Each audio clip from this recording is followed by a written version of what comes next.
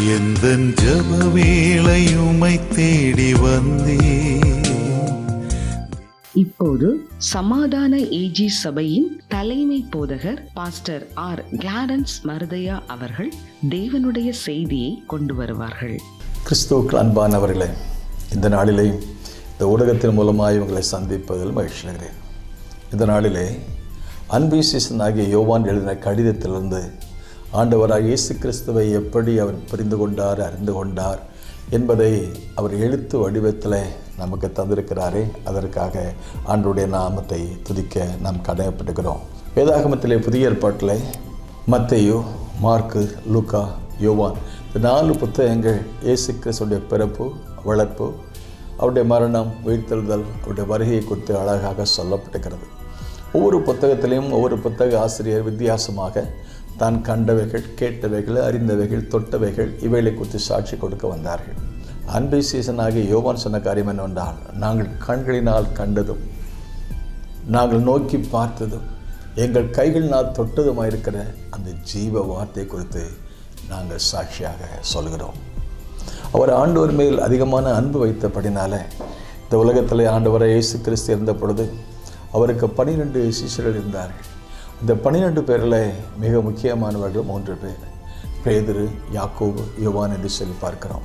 அந்த 3 பேர்லையும் மிக முக்கியமானவராக, அவருடைய இதயத்தோடு இதயமாக இசைந்தவராக, இணைந்தவராக யோவான், அன்பின் சீசன் அழைக்கப்படுகிற அவர் அவருடைய மார்பிலே சாய்ந்திருந்தார் என்று சொல்கிறார். இன்றைக்கு ஒரு வாட்ஸ்அப் செய்தியை நான் கேட்ட பொழுது ஒரு தேவ மனுஷன் விதமாக சொன்னார், கிறிஸ்தவர்கள் எங்கள் பெயரை உடையவளாக இருப்பது நல்லது.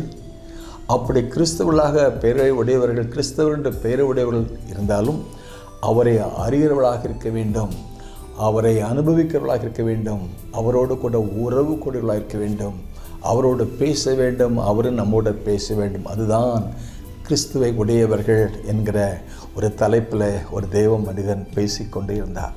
இதே அனுபவத்தை அன்றைக்கு அன்பின் சீசனாக யோவான் அவரோடு பேசுவது, அவரோடு இருப்பதை, அவர் தன்னுடைய சொந்த வாழ்க்கையில் அனுபவிப்பதை நாம் காணலாம். அப்படிப்பட்ட அந்த யோவான் சுவிசேஷம் 1ஆம் அதிகாரத்தில் அவரை குறித்து அழகாக சொல்கிறார். ஆதியிலே வார்த்தை இருந்தது, அந்த வார்த்தை தேவனிடத்தில் இருந்தது, அந்த வார்த்தை தேவனாயிருந்தது, அந்த வார்த்தை மாம்சமாகி கிருபையினால் சத்தியத்தினால் இருந்தவராய் நமக்குள்ளே வாசம் பண்ணார், அவருடைய மகிமை கண்டோம்.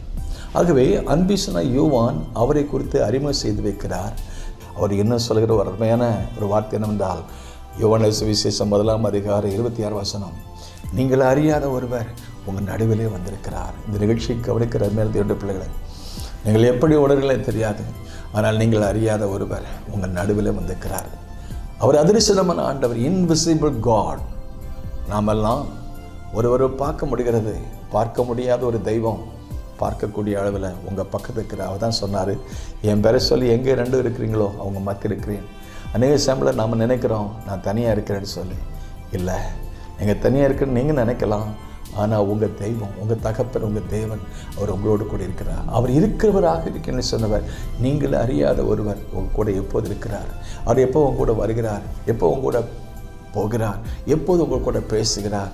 அவருடைய ஆசை தேவன் நம்மோடு கூட இருக்கு. அவருடைய பேரே Emmanuel, God is with us. நம்ம கொடுக்கிறார். உலகத்தினுடைய எல்லாருடைய பாவங்கள், முதல் மனிதன் கடைசி மனுஷன் வரைக்கும் மனிதன் செய்த பாவத்துக்கு பரிகாரம் யார் செலுத்துவது? வேதம் சொல்லுது, பாவத்தின் சம்பளம் மரணம், என்னுடைய கிருபை வரமோ நம்முடைய ஆண்டவர் இயேசு கிறிஸ்துவின் நித்திய ஜீவன். அவர்தான் கிருபை, அவர்தான் வரம், அவர்தான் இயேசு, அவர்தான் பலியானார். அவரே நமக்கு ஒரு பலிபீடமாக நமக்கு பலியானாரே. ஆண்டவருக்கு ஸ்தோத்திரம். எதற்காக? முதலாம் மனிதனாகிய ஆதாம் மூலமாக ஏற்பட்ட எல்லா விதமான பின் விளைவுகளையும், முதல் மனிதன் மண்ணிலிருந்து வந்தவன், அதனால் ஏற்பட்ட விளைவு பாவத்தின் சம்பளம், பாவம் செய்தனால மரணம் பிரவேசித்தது.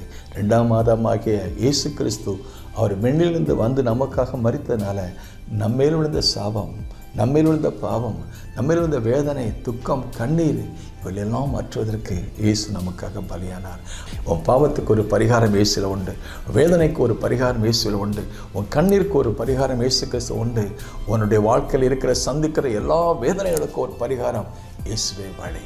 இயேசுவே சத்தியம், இயேசுவே ஜீவன். அந்த இயேசுவுக்கு ஒரு இடம் கொடுப்போமே. அவருடைய வார்த்தை கீழ்ப்படிஞ்சு பாருங்களேன், உங்கள் வாழ்க்கை ஒரு மாற்றம் உண்டாகும், ஒரு புது வாழ்வு உண்டாகும். இன்றைக்கே அவர் இந்த வாழ்வு கொடுப்பார். இதோ உலகத்தின் பாவத்தை சுமந்து தீர்க்கிற தெய்வ ஆட்டுக்குட்டி. May God bless you. எந்தன் ஜெப வேளை உம்மை தேடி வந்தே, தேவா பதில் தாருமே.